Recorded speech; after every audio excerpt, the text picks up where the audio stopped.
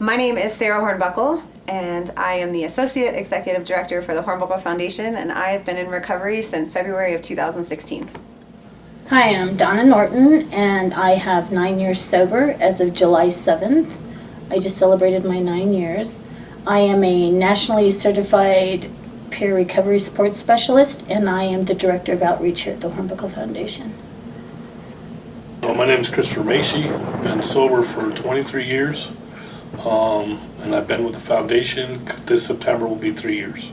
I'm a nationally certified peer recovery support specialist, or recovery coach in simple terms, working with high acuity clients and a lot of alcoholics and drug addicts mainly. My name is Lexi Underhill Stewart. I have been in recovery since October 7th, 2015. I am currently the Associate Clinical Director. My name is Josh Crane. I've been a recovering addict for 8 years and a couple months, and I'm a coach for the Hornbuckle Foundation. My name is Tara Dockstader. I have been in recovery since November 5th, 2018, so this year I'll be coming up on 6 years. And my role with the Hornbuckle Foundation is a peer recovery support specialist, and I became nationally certified back in 2022, and then I also became a supervisor with the foundation back in 2023. My name is Josh Beeston. I've been sober for 22 years, and I am a peer recovery specialist and development director with the Hornbuckle Foundation.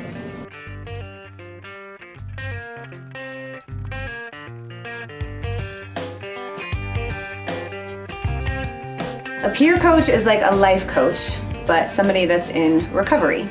Somebody that has walked the walk of addiction, substance use, and has built their life back to becoming a contributing member of society and able to help others. How that's different with a sponsor is a sponsor works the 12-step program with somebody, working through the steps. Now, every once in a while, we'll pull out the skill set that we've learned from working a 12-step recovery program, such as making amends, or service work, or giving back, conflict resolution, gratitude. So there's a lot of things that we learn from the 12-step program that we do incorporate into coaching as a way of life. A sponsor is there to take you through the 12 steps, whether it be CMA, AA, NA, and a peer coach is more like a life coach and a guide in sobriety and recovery and wellness. A peer coach is someone who guides people more through the whole recovery process versus just the sobriety process. So we help with basic needs, life skills, social interactions, employment, all of the things that we need to surround ourselves with to maintain that longer term recovery. I help with like basic needs, and make sure they have transportation rides and things like that to the dentist, the doctor, things that a sponsor would not do. That's not what they're going to do. The difference between a peer coach and a 12-step sponsor is that a peer coach is essentially a life coach with recovery experience. I would say one of the main differences I've noticed with peer coaching is that there's a lot more focus on identifying and intentionally pursuing positive aspirational goals as opposed to calling a sponsor looking for help with urges to drink and kind of frustrations and things like that. Is a more sponsorship tends to be, in my experience, a bit more of a emergency shut-off valve for people in crisis. Walking through sin, walking through places where I've already. I believe peer coaching is important because of my past. I tried for many years to get sober. It took me over 20 years to get my first year, and I didn't get it because I was threatened with jail or prison or the loss of my family. I got clean and sober when somebody decided to be honest with me and compassionate and show me how to do this. I had somebody that walked me through how to get my license back, how to get insurance, how to fill out a job application. I had somebody that guided me. I help them with basic needs. I'm an advocate for them. I am an ally. I'm a friend. I'm a resource broker. I'm a truth teller to them. And I am somebody who's going to help keep them accountable. Peer coaching is important because it helps bridge the gap between when a person gets out of treatment or detox and when they get plugged into the larger recovery community, whether that's working with a sponsor in a 12-step program context or going back to school, getting plugged back in with their family and friends and things like that after the initial period of separation from substances.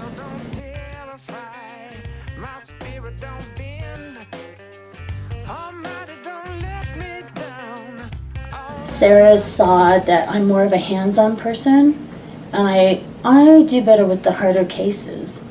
So she took what I love and she applied for an outreach grant that I now head. So yeah, I have two loves, outreach and then the hardest of the hard. That's my jam. I got plugged in because I knew Sarah Hornbuckle from my 12-step meetings, and she invited me to lunch one day and asked me to start peer coaching. I had a lot of experience in my own sobriety and recovery and having to navigate through the court system and probation and to get my custody rights back. And she brought me in to try to help navigate those with other mothers who we were working with at the foundation.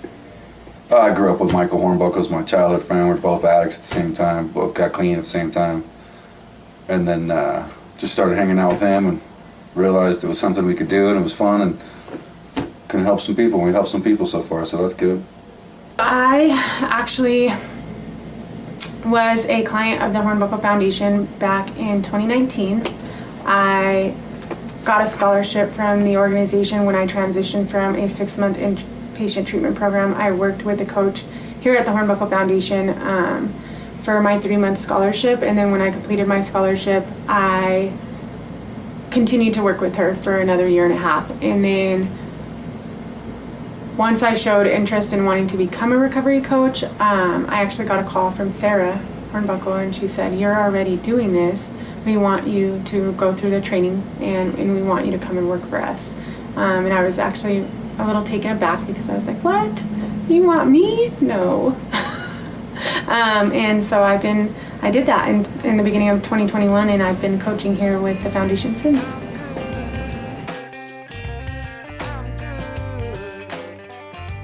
A first-time session would be, your substance of choice, your financial situation. Are you employed? Are you willing to be engaged in recovery? Are you willing to follow the program? Are you able to set a scheduled time where we can meet? What I'm looking for, my ultimate goal is to show clients how to respond rather than react. Instead of reacting, you pause, think, how should I respond to this situation? and I would give them an example. My best friend's suicide. I was in a reactionary state for a long time because you just don't know. And pretty soon, you kind of get into this healing process and you start to go, okay, well, he made his choice. I'm the one that has to live with his choice, and I don't want it to ruin my life. So I'm going to respond to that situation with a sponsor, with a counselor, with a recovery coach, with somebody that understands I'm an addict and this is a hard thing to go through. By listening, by meeting them where they're at, by being honest, by being on time, by showing up consistently week after week, by communicating with them as soon as I know that something I told them I would do, I am unable to do, or actually doing the things that I tell them that I'm gonna do when I'm gonna do them. Building rapport by just being there, and I'm there every Friday, so, maybe the first Friday is not so much, but as they start to see you, they start to get more comfortable, and you tell them about resources and tell them about treatments and just try to convince them to take that step, and it takes a while. No one does it the first day. With Miss Donna they do, but Miss Donna has been around them forever, and it's just tough to get them there. I took my first guy to treatment on Friday. He almost threw up in my car. It was almost horrible. But he got there, he made it. And we just try to help people get off the streets and get into treatment. So I usually start with basic needs. I usually ask questions about when's the last time they went to the doctors? When's the last time they went to the dentist? Do they have a PCP? Do they have a dentist? Do they have any probation, court fines or fees? Do they have, so I just kind of do this assessment on where they're at and what are their basic needs. And then they go through it, they answer it, and that kind of gives us a roadmap up to some of the things that this individual may need support with. And then at the foundation, we also work with the 10 dimensions of wellness. And so we have another assessment that we use for that. They do it themselves. And then I just I feel like for me as a coach, this person is the driver, right? The person I'm helping, my peer, they're the driver, and I'm just a roadmap. I think that the biggest thing is that peer coaching, unlike some other more professionally licensed positions in the recovery support industry, allows for a lot of what they refer to as therapeutic self-disclosure. So it's built on a foundation of equality, sharing personal experience, and using that, helping the new person in recovery see and understand that you're somebody who's been through similar challenges and frustrations, and having found a way out yourself, that you're help them see that your experience might shed some light for them as well.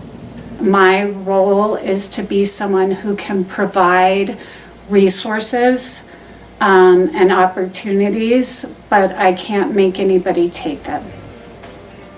Mama never had a problem calling me out the fool. Thought I was doing. Oh my gosh, they're looking at the queen of resistant to change still. If you tell me, Donna, don't do that, I'm waiting for the green light. I'm just going to go, right?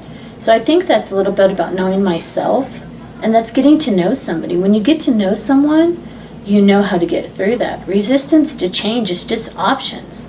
I never liked anybody telling me what to do, right?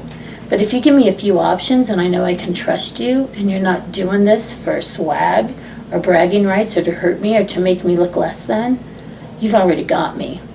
I think it depends on a client by client basis, depending on their situation. A lot of times you point out the fact, I point out the fact that if they've been homeless and they've been on the streets and they've been addicted to drugs and they're still alive, you survived all of that stuff.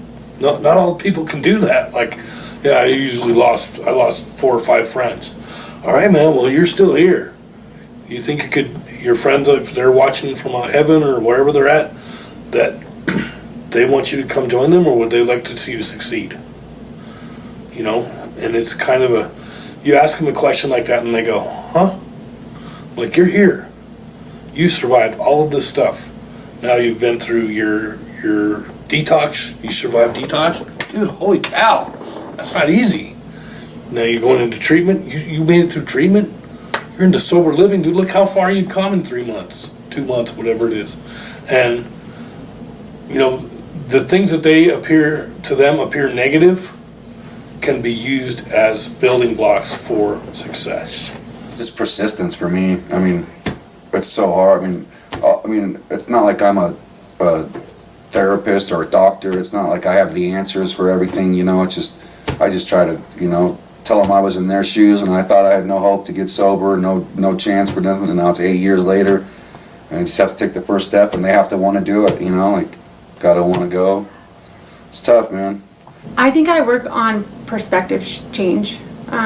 So when I have a client who's very resistant to change, I think we work on reflection and saying, you know, thinking about how this resistance has served them in the past and what's going to be different this time. You know, how are we going to do things differently? You know, if we want different results, we have to do something different. But my soul don't testify about no kind of luck. Let's just Yeah, I had a client whose mother talked to Sarah from out of state, and her husband, or her son, sorry, was arrested for DUI. He was smoking crack. Led the police on a high-speed chase, like got caught, went to jail, and I stayed in contact with her, and we arranged for me to pick him up in jail and take him to a treatment center in Loveland, and he stayed there for 30 days, and I worked with this kid I'm still talking to him, but I worked with him for about 6 months straight, and it was low self-esteem, had a good job, but wanted more money, and was unsure about how to, you know, make it in this world. He had some confidence issues, and working with him, he was able to get through treatment into sober living. He had a couple rough patches in there where he made some bad choices. He didn't relapse, but they were just bad choices. We guided him through that, and he was not happy with his parents, not part of, you know, that he was just kind of blaming, and I worked with him through that. I worked with him through, you know, if you take on 2 jobs right now, you're going to double your stress, and you already have all these other things going on. We got him to stay with 1 job and figured out how he could handle his money better and, you know, use his money wisely, his time more wisely. He's involved in Narcotics Anonymous. He's involved in Cocaine Anonymous, and he's moved in the past month and a half. He moved into his own place, like his own apartment, and that was a huge step. So going from jail to treatment to sober living to his own place has taken almost 2 years. But he continued to call me, he maintained contact. We worked through a lot of things. I worked with his mom to help his mom out a little bit, and his dad to help deal with the transition of, here's your son, the addict. Now he's recovered. Now we can sort of bring the family together. And that was really, I wouldn't say it was life-changing for me, but to see him go through the life change was very important. And it's the reason that we do what we do. Yeah, I mean, I have a couple. One of my actually first client was one of our first scholarship graduates.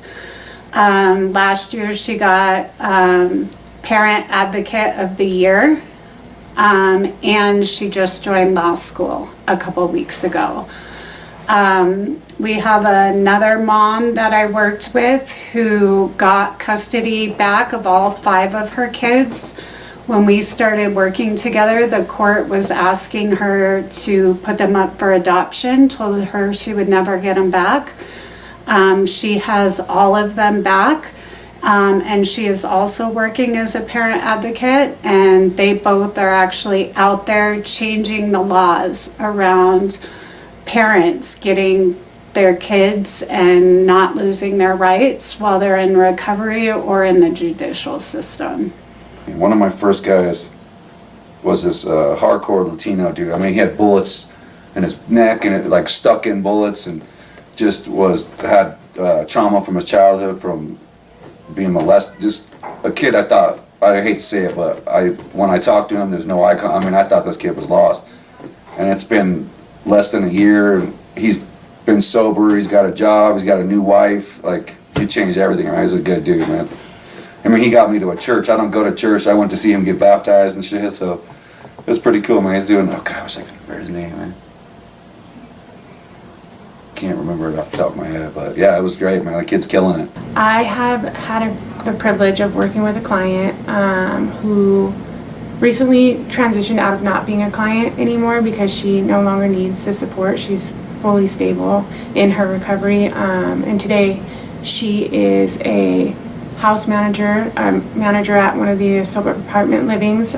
She has her job, she has her vehicle, she got her license back, and she is thriving in her recovery, so much to the point where she's able to maintain without as much support as she needed when she first started.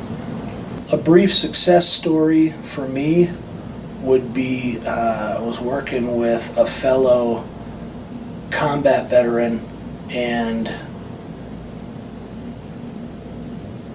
while we didn't do a ton of really in-depth work on trauma or anything like that, just the fact that I was able to relate with him in that way, that I'd been in the military myself, that I'd been overseas,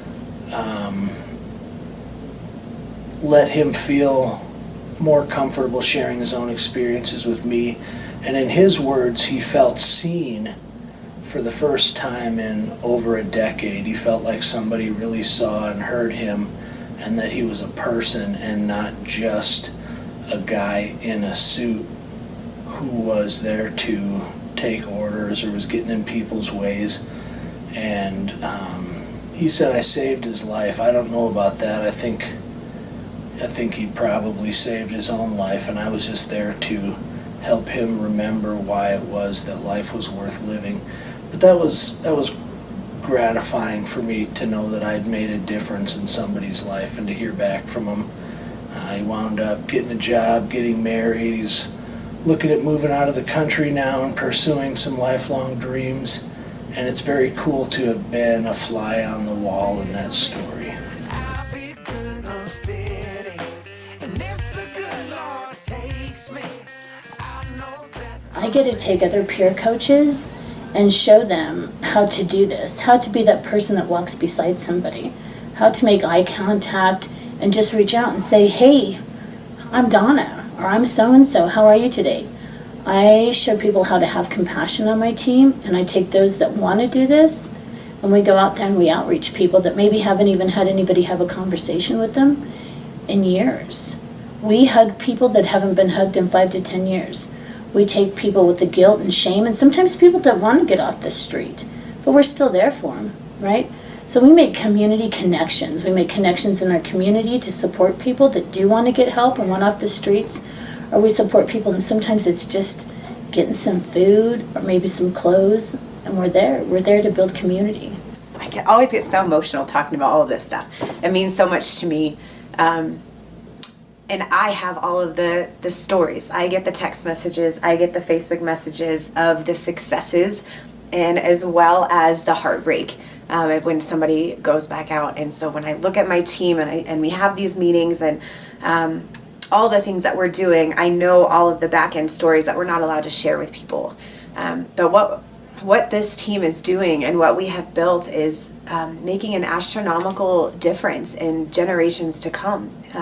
We have one dad recover, one mom, one kid who grows up with a single parent addicted to substances. If we can help put that one person on the right track, it's this ripple effect that we get to see. And the cool thing is that I've been here 5 years, Michael's been here 10, but we get to see these full circle moments that come around, people that we've prayed for, that we've helped several times, or a kid that we didn't think that was going to make it, and they do. And not only do they do, but they start thriving and they start finding their community and finding their passion, and that's why I do this every day.